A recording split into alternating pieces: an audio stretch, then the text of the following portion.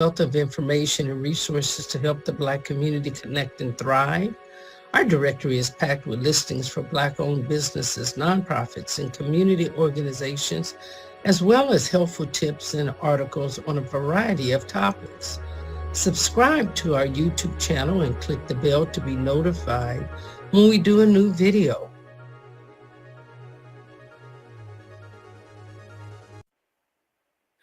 Hello, everyone. We want to say thank you very much from the Black America Resource Directory. I am Connie King, the founder. The Black America Resource Directory is a free-to-use online platform that makes it easy for anyone in the U.S. to find relevant resources, anything from Medicare to mental health, to food stamps, to housing, just by typing in your zip code. And today we're really excited because we are now on part 5 of our part 6 series on alternative or creative ways of looking at mental health therapeutic methods. And today we have Dr. Megan Dozler, and she is a music therapist. And today we'll be talking about how music therapy can impact our lives and help lift our spirits. It can help reduce anxiety. It can help us with depression. And with no further ado, I would like to introduce Dr. Megan Dozler, and thank you for joining us today. We hope that you take away some valuable information. Feel free to ask questions, put it in the chat, and we will definitely respond and look forward to having an invigorating discussion about music therapy. Thank you, Doctor. Thank you so much for having me. I'm excited and I appreciate the opportunity to be here to speak with you. Thank you. So when we talk about music therapy, now we've talked about how art heals, and we incorporated that in one of our first sessions. And the therapist had talked about the various forms of creative arts that we, especially in the African-American community, may not even be aware of. I've never even known that a music therapist existed.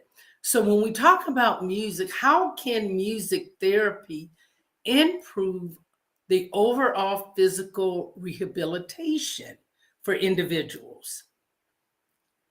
Well, music therapy got its start, I want to say, primarily as a profession around World War II, but it was actually being utilized as far back as World War I with current active duty and veterans after their recovery from the war.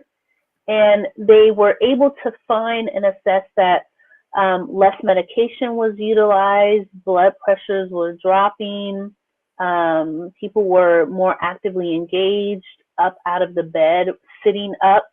And if you look back, over time, and you looked at specifically like the USO, where they provided entertainment troops. I mean, these are names like Bob Hope and Marilyn Monroe. It's that era where troops would go over, even overseas, and kind of bring a little bit of home, the music, the food, all of the styles to the current active duty men. Well, they actually started to continue that even upon their return home, and started noticing just some huge recovery being more enhanced with these types of, at the time they called it entertainment. But now we can see how it has become truly a bona fide evidence-based practice that's utilized in a variety of different environments today. Well, I look at it and I think about certain phrases. Like one of the phrases that comes to mind is music soothes the savage beast. And we've heard that in terms of how music resonates. And it's taken from a studio, and it can transcend across continents. across the world by some of the performers that we, can name, and saying that they've been able to touch and reach people abroad just with the lyrics and the music and the sound. So do you, and I know we're going to be speaking about the therapeutic aspect of it, but these are just some things that come to mind that, people in our culture can relate to as well. Most definitely. I will often hear people say, "Oh, yeah, I definitely use music as therapy for myself." And I think it's important to understand that we all use music strategically and in a certain way. Uh, in the profession, though, as a music therapist, within the profession, we're very strategic with what are the outcomes that we're looking for and why we're using music. So say, for example, if I'm using music with someone who's depressed or filled with anxiety, I'm getting to the specifics of, okay, why are we choosing this specific kind of music? What are all the elements? So that can be, what are the instruments we hear used, or what's the tone of the voice? What are the lyrics saying? What are they talking about? So that's the aspect where you get into more of the profession, where as a music therapist is trained in to be able to kind of go in and really analyze the music as to how it's beneficial or how it's not. I also work with individuals where music can be a contraindication. So music can sometimes be not necessarily a help, but a harm. So there's two sides of the coin. Oh, that's interesting, because even when I'm listening to music and I can, relate it to me personally, if that beat is too strong and I'm in a mellow mood, then I will find myself, turning to something a little bit more, not less, a little bit less intense, so the beat sometimes is what attracts me or stops me, or if I'm flipping through the radio stations or CDs or whatever, and I listen to the beat of that. So I'm trying to correlate and see if that's what you're speaking of when you talk in terms of which type of music, and it may in some cases not be the best choice of sound. Right. Yes, that's correct. And it's the beauty in it is that the music therapist always goes with the preference of the kind of music the person likes. Okay. So, I think some years ago there was the Mozart effect. Okay. And there was, a lot of talk about, oh yes, classical music. Well, not everybody likes classical music. Correct. Correct. And it does have its properties. There are unique specific strategies within like the composition of the music that can be beneficial, but it's always preferred to go with what is it that the person is going to listen to and utilize well after myself or another music therapist is gone. Because the idea, good therapy is you have the therapist there to support you, but the idea in therapy is like, I heard one of my professors say, a good therapist is always working themselves out of a job. Okay. So the point is, as a therapist, when you step into a situation with your client, and the whole goal is getting them to their goal and their outcomes of being better and improving, and you moving further and further in the background. Okay, well, let me ask you. Oh, I'm sorry. I didn't mean to cut you off. That's okay.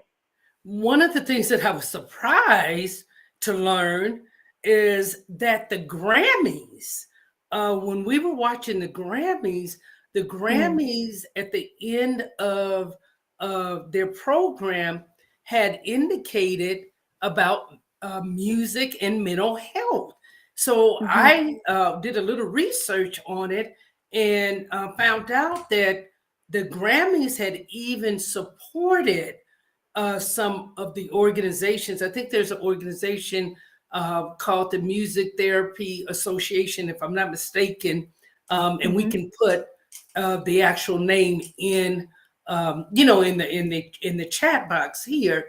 But I was really shocked to find out that an organization, something as large as the Grammys, have related music and mental health.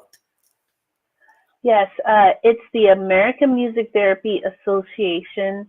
It's the association that covers the training requirements, ethics, the standards of practice to become a music therapist. So I want to say probably right about now, there's numbers wise, there's probably, I want to say under maybe 20 something thousand, maybe within the organization, and it's broken up in regions. So here on the West Coast, I'm part of the Western region chapter. There's like a Eastern chapter, and then there's the two central. There's a Central chapter, and I think like an Lower Eastern chapter. So it's a combination of a few states with therapists, within that region that gets together, that puts on conferences and does symposiums and workshops. So now here's the thing. On March 1st, we just celebrated what is called World Music Therapy Day. Oh, really? Oh my gosh. Okay. And I want you to know that music therapy goes well beyond here in the United States. There is a huge organization in Europe. There's big organization in Australia, and they're doing some amazing work, some amazing research, as well as within the Asian Pacific realm, there is also music therapy. So I want to say maybe the Music Therapy World Day is maybe about 20 something years old. So it's kind of a baby in its infancy as far as actually celebrating all over the world what different countries and continents and regions are doing in the profession of music therapy. Oh, this is amazing. Oh my gosh. So Megan, let me ask you a question. Mm-hmm. Especially our directory, the Black American Resource Directory, is not exclusive. We have people from all over going on the directory to find information. If they have, say, for instance, a diverse family member, and that family member may have something like sickle cell anemia, and they're trying to find more information. So in our world, when I say our world, in the African American community, how do we get the information about music therapy out to our community? Do we know the type of efforts? Like I said, the first time I even heard about a music therapist was when I watched the Grammys. And I was like, oh my God, we already did the art in terms of the paintings, and we were trying to look, for other methods. And this was perfect. It was a perfect fit for us. But other than that, I never heard about it. So are there measures or things in place that you're aware of where people can go and find out more information? Of course, we have your Core3 in there where they can also visit your website. But in the larger global aspect, you're talking about Australia and different countries. How can we make sure that the word is getting out? It's kind of strange because we have so much information provided to us at our fingertips. Okay. And still, even for me, I still find the most expansion or span of folks even finding me and learning about what I do is word of mouth. Okay. So now to spread this out and beyond so that other people can start to learn about it. I think the creative arts, that's music, art, there's dance and movement. We're small, we're low on the totem pole. This is what I find myself saying a lot. We're smaller as in profession. So we're not as big as like your psychologist, your speech therapist, your occupational therapist, your physical therapist. These therapists that I just mentioned, they have a professional designation where they can stand out on their own. They're unique on their own. As far as the creative arts therapist, which is like an umbrella of the professions I just mentioned, art, music, etc., we are considered allied or adjunct. Okay. So we're kind of seeing a little bit offset of like not fully a standalone practice, which we can be, but many times if you look at where music therapists are employed, we're employed in state hospitals, corrections, prison settings, residential facilities, nursing facilities, skilled nursing. But when we're employed in those settings, we're part of what's called the interdisciplinary team. So we're part of the team of doctors, nurses, and other rehabilitation therapists. So we're seen as an adjunct too. So I think that's why it's not heard of as much as other therapies. Like when someone says, "Oh, I'm seeing my therapist," most people think I'm seeing a psychologist or a traditional talk therapist. Correct. But because we are sensual beings, which means that we take in information and we process information so many different ways through smell, taste, touch, movement, that it's important that those aspects are placed within therapy as well. So, you know, though I may be addressing using music, helping someone with their depression, I'm talking with them. So I'm using traditional talk therapy. Okay. I'm adding that into, you know, maybe they're not able to express in just words by itself, but man, when that song comes on, woo! That's my song. That's my song. Yeah. Just like that, you're automatically getting that person engaged and interacting with you. And it can be a make or break difference. They may not act that same way and you may not get that same response, as opposed to just say, for example, and I'm not knocking anyone, but just a social worker coming in, working with them on filling out their paperwork. It may be like, I don't want to do this right now. It's just pulling me into more depression to think about having to fill out this paperwork and figuring out like all this information. But whereas we can come in as a therapist, we can actually talk about that and talk about, let's tap into the emotions of how that felt. Oh my gosh, it was overwhelming. Yeah, really? How did that feel in your body? It feels like this. So then we get the music in there and we get them moving. Mm-hmm. And then all of a sudden, it just changes the trajectory of how they're feeling in their body and helping them process better what's going on in their mind in regards to whatever situation is that they're dealing with. Art's the same way. Art's another beautiful one where I have a few people, they're amazing artists. I work with young people, particularly more into the graphic arts. Okay.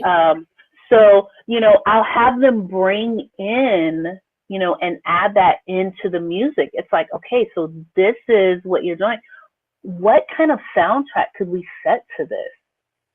You know, that's amazing. Yeah, and then it pulls them into talking about, because especially for teenagers, talking is like the last thing they want to do.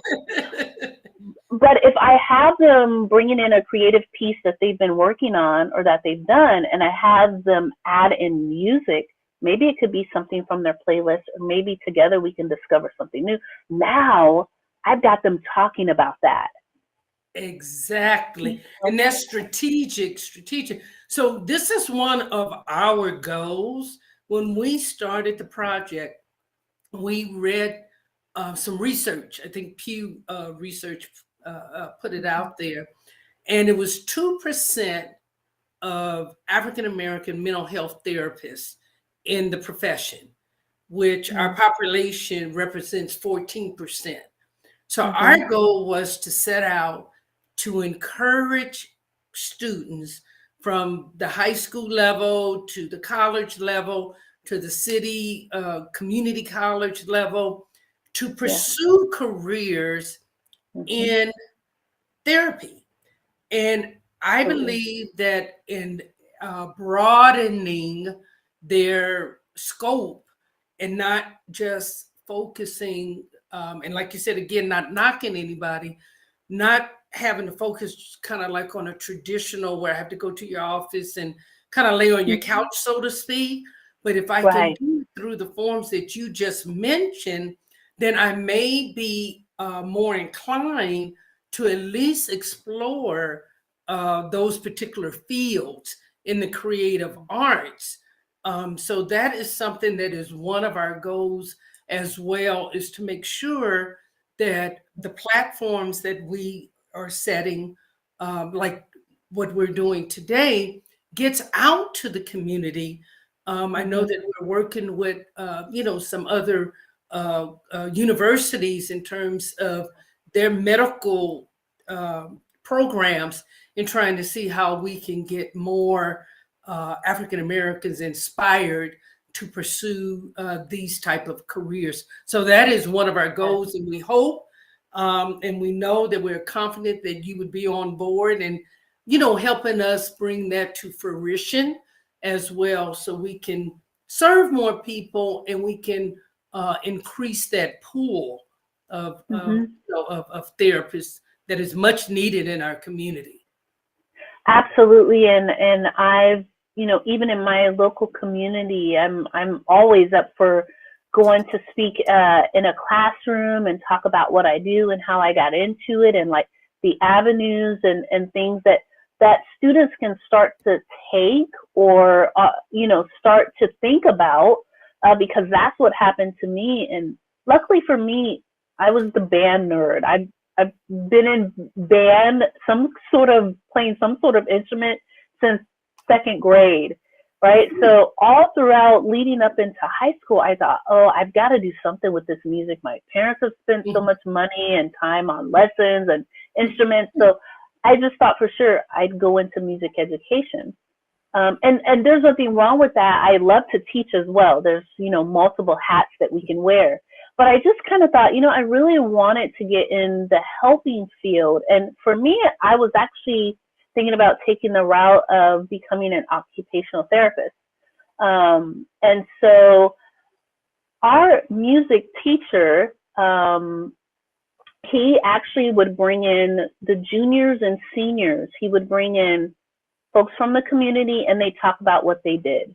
And particularly for us in our music class, he would bring in folks, in the music business of some kind, or music profession.